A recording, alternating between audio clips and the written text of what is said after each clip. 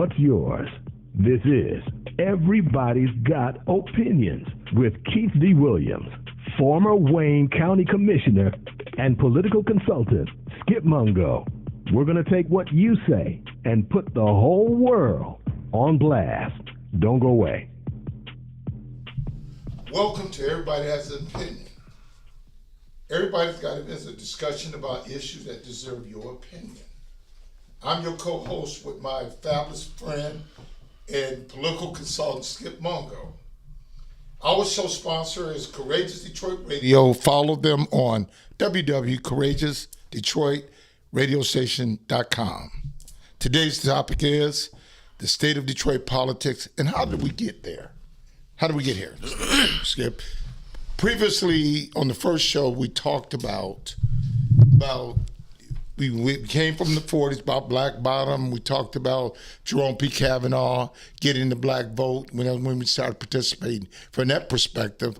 And then we talked about, we never finished this off. And so I want to take it from 1970 to the present day. Kavanaugh stayed how many years? 8 years? Yes. From 62. Was he elected in 62? And he lost in 68. Well, I think he, did he run again? I don't think he lost. Those riots. Yes. He ended up running for United States Senate at some point and lost. Yeah, you're right. But I think, Roman Gribbs came in office in 1970. But he got voted in 1969. Oh, okay. Okay. Yeah. Roman Gribbs was a moderate Democrat. Yeah.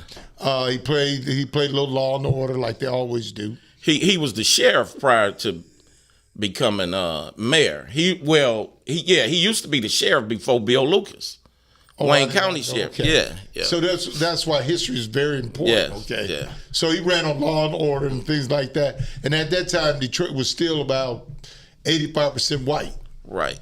Okay. In 1970 up to 1974, he played moderate politics. He reached out to that business community, and black folks didn't play an integral role in the politics, but I don't know who the Common Council was, the person who represented the Common Council at the time, and how many black was on the city council.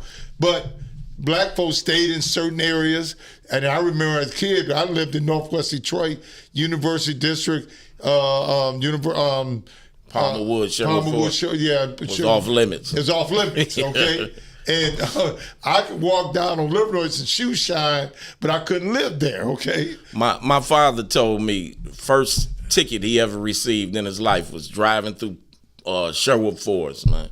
Police sitting on the side, turn around. He said he saw him take a double look, pulled him over, gave him a ticket. But the ticket was a warning. Stay away from that neighborhood. Yes. Yeah. And I remember as a kid living on Puritan, Livernois, University of Detroit, it was right in my vicinity, okay? Right. Every day I saw University of Detroit as my backdrop, okay? And I used to see nuns walking around. That was unprecedented. Not many black kids saw a nun in the neighborhood, okay? And my neighborhood was white. Right, yeah, okay? I'm sure. And then after the riots, guess what? They started dispersing, okay? But, if I may. Yes. The population started changing. The population trend started changing prior to the riots. See, white folks was leaving the city of Detroit. They started leaving in droves in the 50s. Yeah, that's when they built the freeway system. Exactly. Yeah, that's right. And as they destroyed Black Bottom, they was using that to expand their demographics. Exactly. They started moving Northwest Detroit. Right. And then Southfield. Oak Park. Southfield was the first major city other than Detroit that got built during that time. And so it was because in Detroit at that time, it was 1.8 million folks living in Detroit. Yeah. 500,000 was black folks. Yeah, it was the fourth largest city in the world at one point. It was one of the richest cities in the world. No. The richest city in the world. I mean, you can Google this. From 1950, when they do the census report, they take all type of data. 1950, according to the 1950 census and the statistics, Detroit, Michigan was the richest city in the world. 1960, because Detroit, of what? the automobile industry. And what we're now going through. What we're dealing with right now. That's right. And see, people don't realize in 1900 there was 6,000 blacks living in Detroit. And then the mass migration started in 1929. Reason for the migration was black folks came to work for Ford Motor Company for $5 a day. Henry Ford put a ad out all over the world because Yes. you had a lot of Europeans that came over here as well. Yes. And $5 a day, I think I did the math a few years back. It was equivalent to something like $200, $250 a day. Yes. But at a time when black folks couldn't get no decent work, Yes. all you had to do was come to Detroit. You didn't have to know how to read or write. Right. As long as you were capable of lifting and working, you was making a decent middle class wages. Right. Like you said, what they're fighting for right now today. Also, now this is one thing that's never talked about with the population, when the population started to swell from 1910 to 1920, all the way up to the 40s, the population was growing. When black folk was coming here from the South. Yes, because it was 120,000 blacks that came from the South and moved into Detroit. And then they had to find a place for them to stay. And so they directed them over in the black bottom on the east side. That's right. But let me tell you what else came with those. The racists, the rednecks. That's right. And the rednecks formed the Detroit Police Department. Exactly. People don't know. In the 1930s, the city of Detroit had a massive hiring. Yes. Whatever you may call it. They because the population grew, the government had to grow. Right. So they had to hire more police. The police came from them southern plantations. Yes. Same place that The one that was hanging us. Exactly. The one that was discriminating against us. That's right. Became our police force. That's right. And it was interesting about the whole deal is the government's policies on housing. Black folks got public housing, the Jeffries and the Brewsters, and the white folks got Northwest Detroit, affordable housing, brick homes, That's right. 3-bedroom homes, and we languished in those projects for years until the market started changing. Yeah, that's right. And so between Cobo, 3 Republican mayors caused a havoc back in the 40s and the 50s. Oh, absolutely. Jeffries died, Van Antwerp took over, and then Cobo was the demon of all 3 of them, but they all was demons. But the bottom line is Mayor Rating in the 40s. They talk about Kwame Kilpatrick. This man got indicted his whole police. It was after Cobo had a heart attack, died. That's when Mariani came in. No, I'm talking about prior to that. Yes. Prior to Mariani, you had a mayor named Reading. Reading. I get that, yes. He got indicted. Yes. His police chief got indicted. They was working with these number men. Yes. A woman committed suicide, killed herself and killed her daughter, and left a note pinned to her chest, exposed everything. You never hear about any of that. But Jeffries, now what's so ironic listening to all this, call in at 313-379-3701, 313-379-3701, and be a part of the conversation, because we need your opinion today. Let me say this to you. The three guys I named, one building was named after Cobo Hall, and 2 streets were named after Jeffries and Van Antwerp. Yeah. Okay, if you look at the Skullduggery and the freeway and the projects. The projects, okay? They after they did the Skullduggery, then they put their namesake on every street that we drive down in the city of Detroit. That's right. So let's move forward. So in 1970, that's when the mass migration left Detroit. It was 800,000 white folks, my sisters and brothers, that left. Okay? And so when Coleman got it, it was more majority black. Only way to be a majority black than it was white. Yes. And so the whole tax base left when they left. See, that's the other thing that people don't talk about. Right. Between right after the war, all the way up into the 60s, right, over close to 140,000 manufacturing jobs left the city of Detroit. Yes. Between the population and those jobs, yes. If you want to know how we got to where we are, that's not the riots. The riots help, not Coleman Young. Precipitated the attitude that we can't trust black folks. Man, again, that's why history is so important. The Detroit Free Press, I believe it was, they ran an article a few years back, and they talked about, they went back to maybe the last 8 or 9 mayors, and they talked about who was the most fiscally responsible, who's the one who kept Detroit from sinking. The best mayor we've had in the last 60 years. It was Coleman Alexander. The boogeyman. Yes. They misconstrued when he told the dope pushers to get out of the city of Detroit. He wasn't telling white folks to leave the city of Detroit.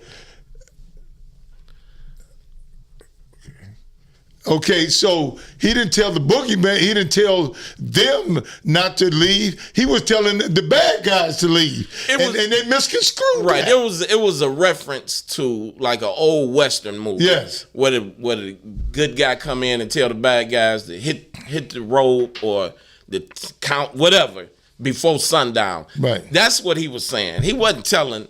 So, but you had people like Brooks Patterson, man, who played those racial divisive politics, who took that and he ran with that for the rest of his life. And then he ran on that busing issue. Yeah, with what's the woman name? Irene McKay. Irene McKay. Yeah. And that caused some angst between Oakland County, Macomb County, and Detroit. Yeah. Because they didn't want us going across the boundaries into their neighborhoods. Right. Okay. They didn't want our kids to be with their kids. And so that caused that strife. I grew up in Oakland County. Yes. We was bused. Yes. Over to Oak Park High Yes. School. But let me tell you this. I was bused in 1963. So let me tell you this. Henry I Ford. went to Fitzgerald from the 1st to the 3rd grade, and then anybody east of Livernois got bused. I'll never forget that old bus that Rosa Parks rode on was at Midland, at the corner of Midland and Homer, Quincy picking us all up to take us to McKinney. I went from Burt Road, I went from Green Line and Puritan to Burt Road, called a school called McKinney. Okay?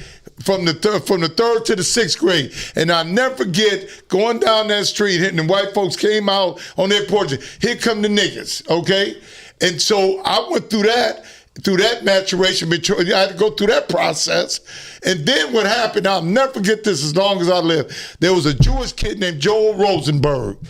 On my graduation, matriculating to middle school, one kid in our classroom had to take one of us home for lunch. Joe Rosenberg took me home. That's the first time I ate monster crackers and got when I was getting acclimated to the Jewish tradition, okay? Right. And so Joe followed me to Metatol. Now I went to Metatol. Now this is 63. This is 63, 67. I was going to Metatol. I saw a different kind of black person, okay? Kids' father was professionals, educated, went to college, was doctors and all this stuff. My daddy was a factory worker. My mother did day work, okay? So I had to re-engineer my way of thinking to be a part of that atmosphere. Right. And then in 1970, I went to Henry Ford High School, and we had a race riot out there. Wow. We had a race riot. They was having race riots in Ferndale and Oak Park. Yes, they didn't want us there. Yeah. So black folks have been struggling and fighting all through this process. Let me share this with you. You know where I grew up at, yes. Royal Oak Township. Right. So Royal Oak Township had their own school district in the 1940s, 50s, yes, 60s. Right. It was called Clinton School District. So Royal Oak Township had a school that went from the kindergarten all the way to the 9th grade. After the 9th grade, the kids were bused to Detroit public schools. We had to go to Northern. Yeah, they went to Northern. And at some point, the township fell behind on the tuition, and Detroit Public Schools said they didn't want any more kids from the township. Now, you had kids who were on their way to high school and in high school who were stuck in limbo.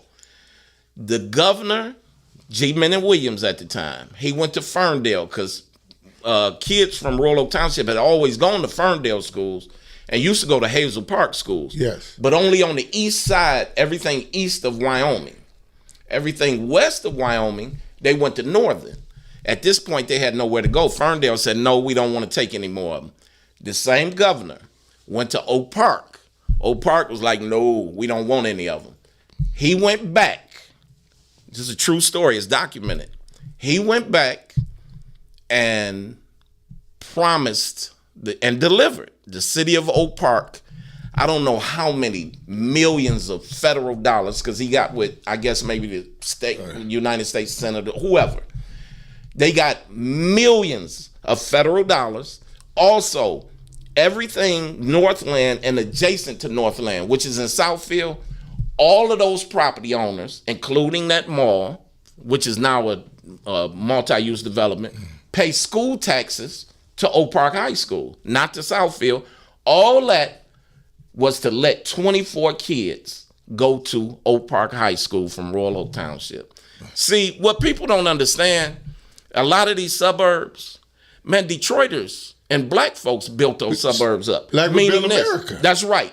Meaning this, when you talked about where you lived and the, you remember a time when... Hey, listen to this.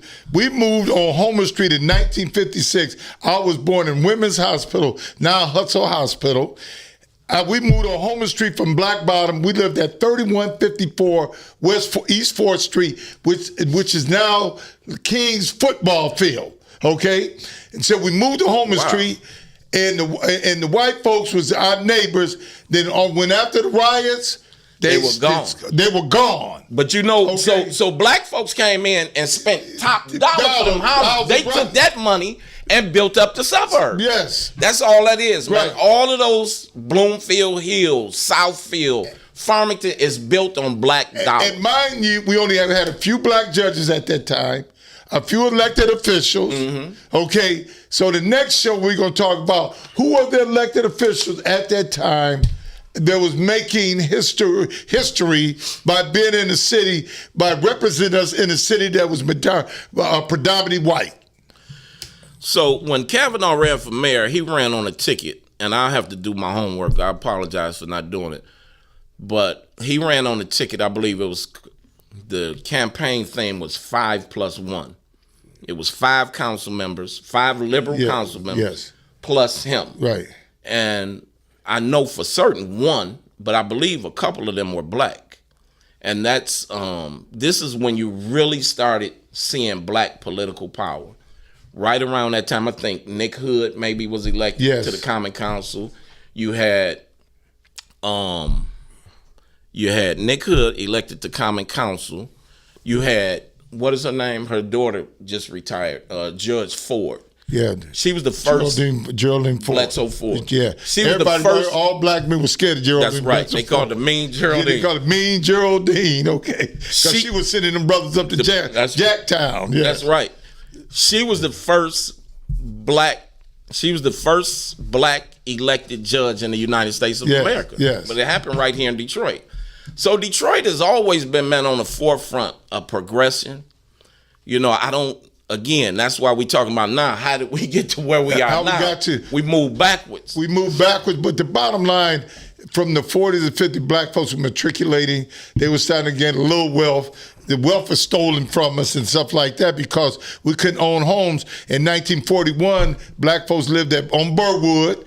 And then from Burwood to Royal Oak Township, that's where black was fleeing at. That's right. And the first west side of Detroit, guess what, listening audience, guess where it was at?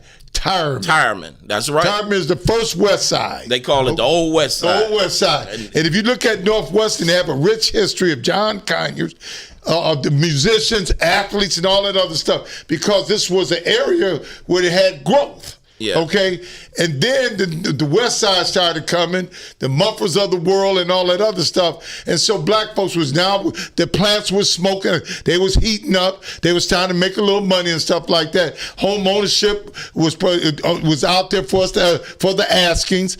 Kids was getting educated, and the school system was run by Norman Drockler. Remember Norman Drockler? No, I don't. Okay, Norman Drockler was the superintendent of schools at the time. Okay, and so then I went from Homer Street to all the way out to McKinney, to Metatol and Henry Ford. So my matriculations was leaving that neighborhood, was really now the heroin was coming in. Yeah.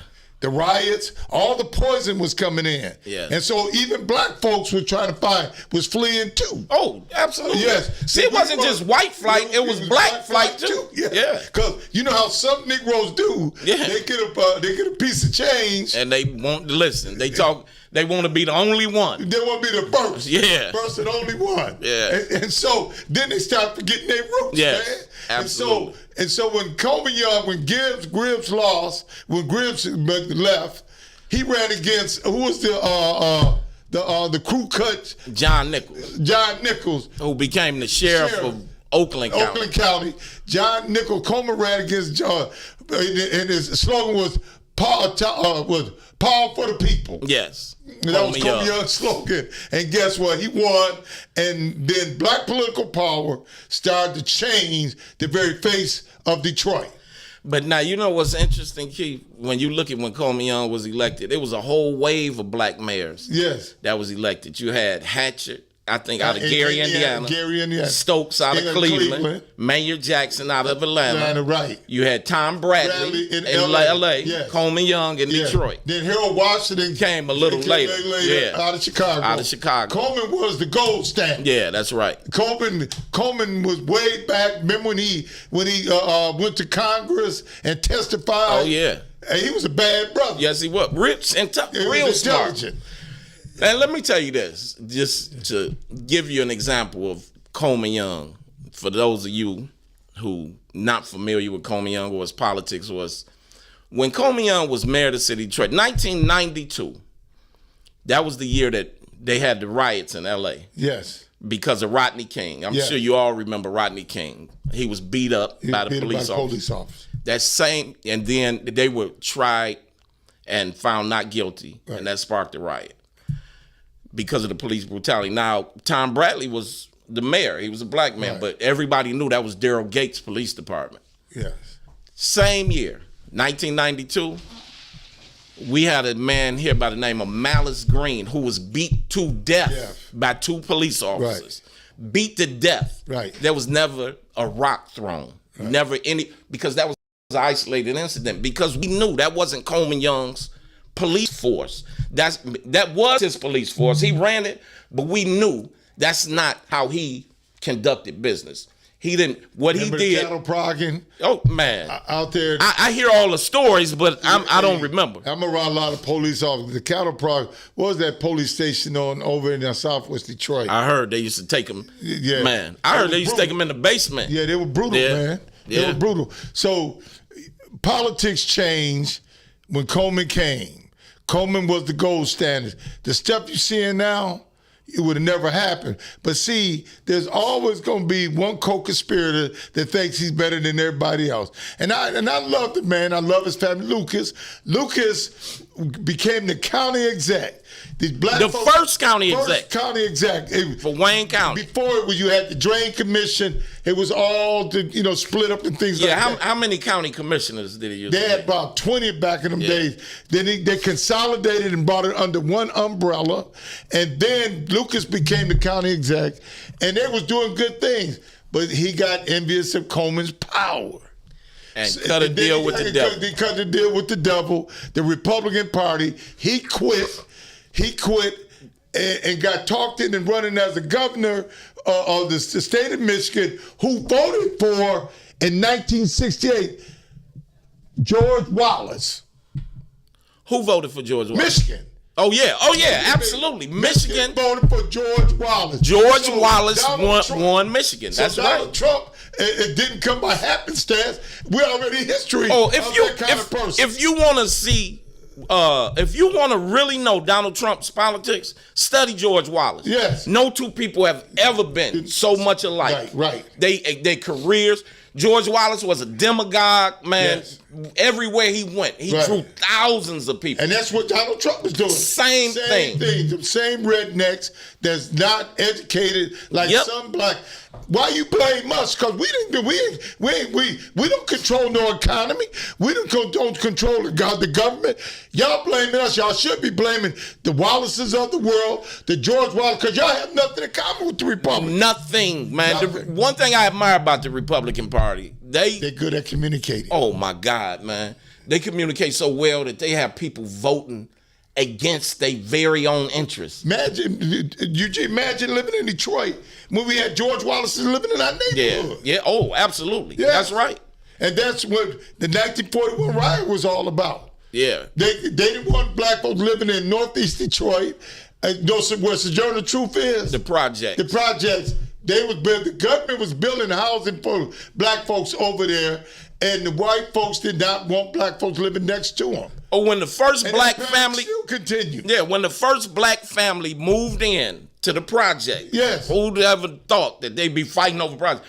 The Klan, because Michigan was a stronghold for the Klan. Yes. The Klan, man, marched out there in front of those projects and created a human barricade. Wouldn't let them move in, man. Yes. Seriously, that's Michigan.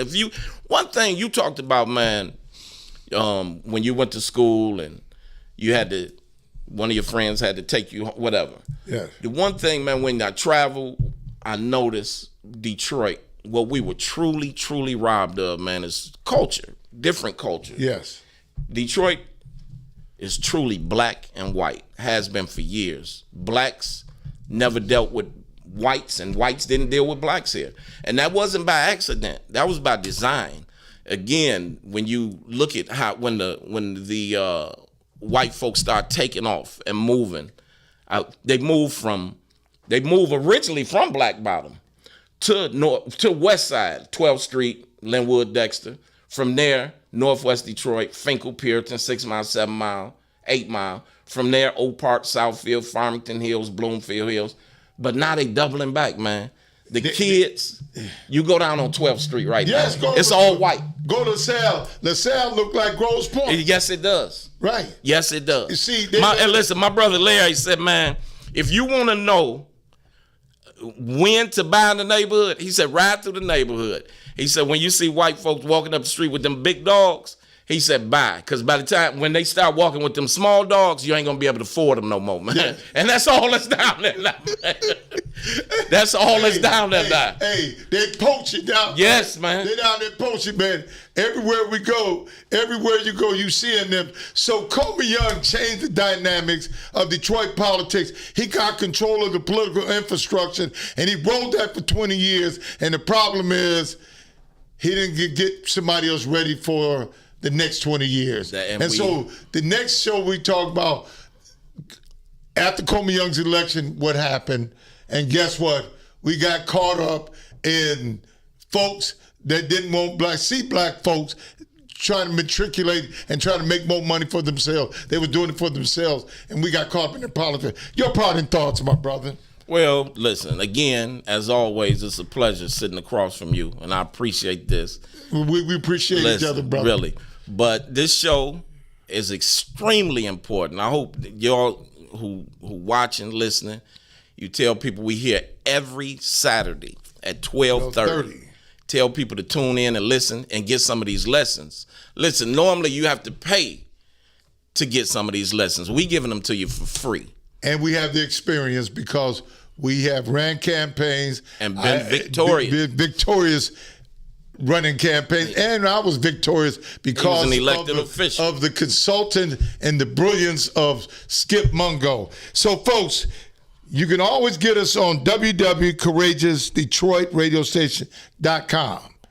And in the future, I want you to come see Soul Village. Soul Village is an outdoor entertainment venue for the upcoming starving artists, R&B, jazz, and it's a beautiful place. It's